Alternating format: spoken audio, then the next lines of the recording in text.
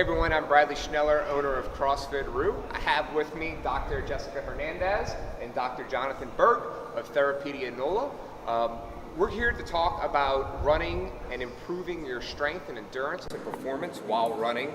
Some different techniques and movements we can do. Before we get started, what's a little bit of y'all's background? How did you come to this point? What have you done in the past that have led you to wanting to be involved in the performance of running?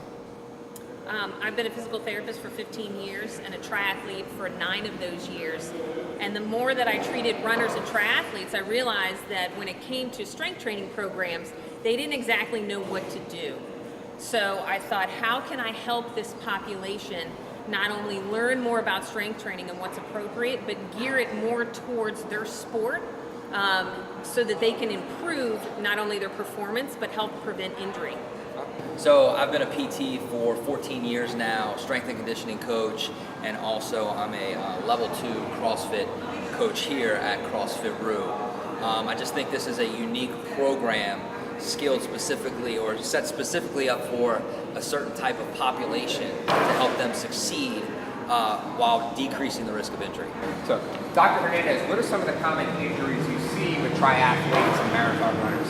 Most of the injuries you see in runners occur at the knee and below. So that's the knee, the lower leg, foot, and ankle. But I've also seen a lot of female runners that have hip pain. Awesome. What are some of the things that runners should be doing outside of their normal run time to either decrease injury and then as well as increase performance?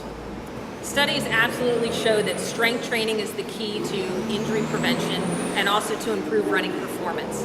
And like I mentioned earlier, a lot of people don't know exactly what to do in the weight room to help them improve and get stronger as runners and triathletes. So how long have you been competing in triathlons? 9 years. 9 years. At what point did you maybe make the switch? I know you were a collegiate athlete, but at what point did you make the switch that said, I really need to involve more strength training into my daily or weekly activities in order to either A, be a better runner, B, not be injured as much? When I actually got injured. So struggling with a knee injury over 8 years ago, realizing what really works to help this. And a lot of the passive things that were done weren't helpful, injections, things like that.